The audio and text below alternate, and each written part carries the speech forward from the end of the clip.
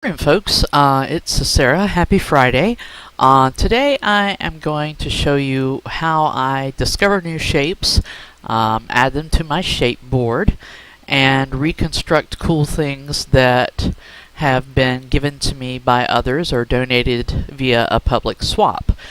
In front of me, you're going to see a shape that I got from Coda, Koda, and it is a Karen arch.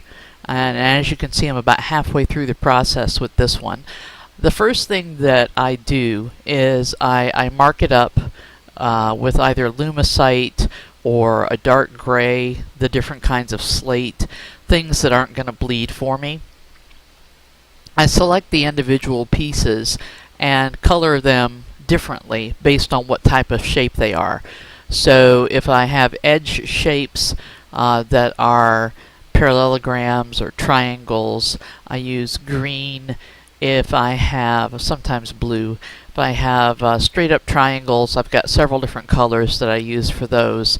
Mostly it is red, orange, and yellow. So as you can see, I am looking at two different sides of this arch that are made up of these three pieces, parallelogram or a trapezoid. Anyway, a shape, and two triangles, and then of course we've got three triangles here, another trapezoid, a smaller trapezoid, another trapezoid, and then at last a triangle. So what I'm doing is, as I discover these shapes, I'm copying them out because, as it turns out, all of the triangles that you see on these edge of shapes are fairly unique. And when I say unique, what that means is they all are at just a little bit of a different angle. And the same seems to hold true for some of the other shapes that I've found.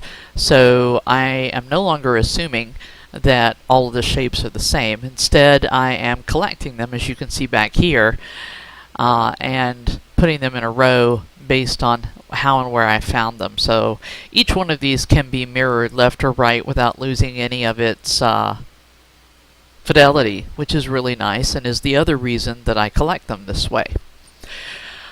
So to do this, we're going to be using a voxel reactor, so you'll see me running back and forth. But basically you select the shape, you copy it, and then we're going to come over here to our voxel reactors, and if you are standing in front of it and you place your cursor in the middle of the reactor that you're pasting into, it will always paste in the upper left corner. So then all you have to do is come down one, go right one, and go back one, and you'll always be in the center, which is really convenient to know. Then we are going to copy the top four of this voxel reactor and paste it over here on the left.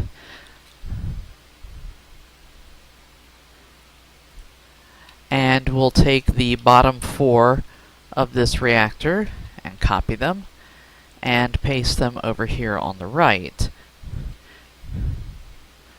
And now in the middle we have the same shape, so we can copy that shape, and when we bring it back over here, and this is how I keep track of which shapes I've done, we're going to paste it in just to verify that we didn't get any distortion. We don't. And as you can see, it fills in beautifully. And then I'm going to shift over to the green and go 2 times around, and that's going to spin it so that I can immediately paste it on this red one as well. And now that I've verified that it does exactly what I thought it was going to do, I'm going to take it over here and paste it on my wall.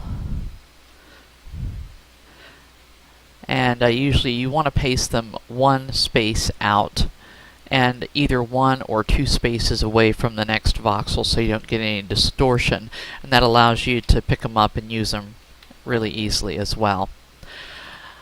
And that is essentially what I do when I am studying voxels. I copy them, I convert them, I make the shape, and then I play with them to see about making things of my own. So I hope this was helpful to you. I know that the whole process, ever since I learned about it from, I think it was Tenma, has been really, really helpful to me. And I'm pretty weak on the voxel foo overall, but if I can help you in any way, I certainly will. So feel free to give me a shout and let me know. That will be it for this tutorial, and I hope you have a great Friday.